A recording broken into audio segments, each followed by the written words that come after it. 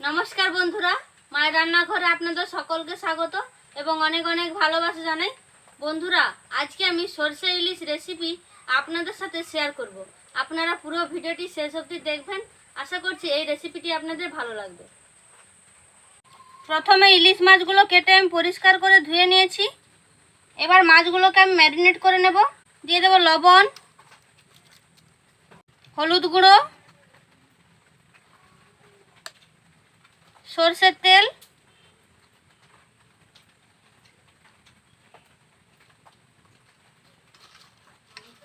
ভালো করে মাখিয়ে নেব।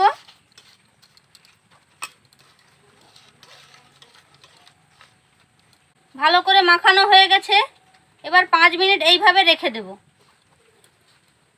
এবার আমি একটা পাত্র নিয়েছি, ওই পাত্রের মধ্যে দিয়ে দেব সাদা সরষে বাটা, দিয়ে দেব কালো সরষে বাটা, দিয়ে দেব পোস্ত বাটা, কাঁচা লঙ্কা বাটা। মশলাগুলোকে ভালো করে মিশিয়ে নেব।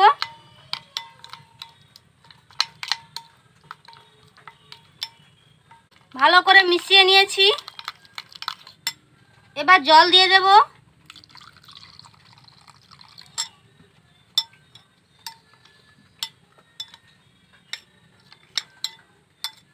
জলের সাথে ভালো করে মিশিয়ে নিয়েছি। এবার ওই মিশ্রণটি আমি ছাঁকনির সাহায্যে ছেঁকে নেব।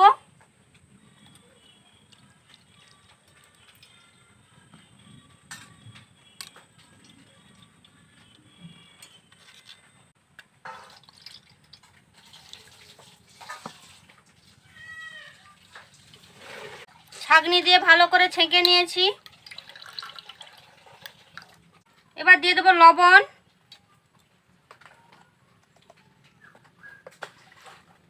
হলুদ গুঁড়ো,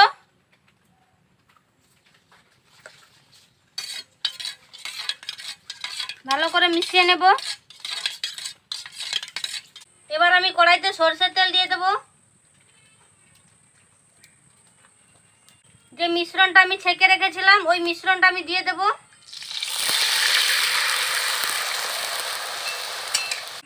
এবার জল দিয়ে দেব। এবার 2-3 মিনিট ধরে ফুটিয়ে নেব। এবার ম্যারিনেট করে রাখা ইলিশ মাছগুলো দিয়ে দেব।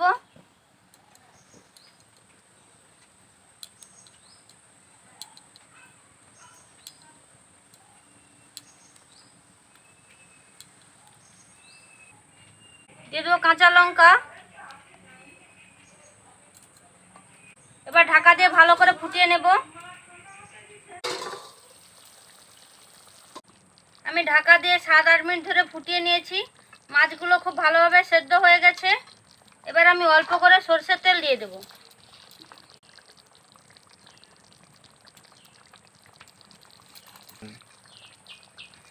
আমার রান্না হয়ে গেছে বন্ধুরা, এবার আমি নামিয়ে নেব।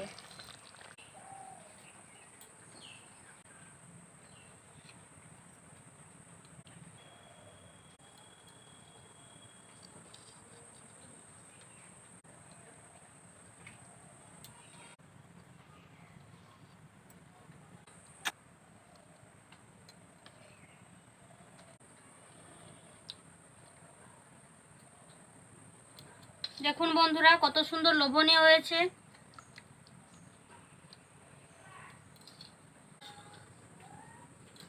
বন্ধুরা, আমি যেভাবে সরষে ইলিশ রান্না করেছি আপনারাও বাড়িতে বানিয়ে খেয়ে দেখবেন।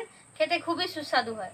ভিডিওটি যদি ভালো লেগে থাকে অবশ্যই লাইক, কমেন্ট, শেয়ার এবং চ্যানেলটি সাবস্ক্রাইব করে দেবেন। আজকের মতো ভিডিওটি এখানেই শেষ করছি। ভালো থাকবেন, সুস্থ থাকবেন।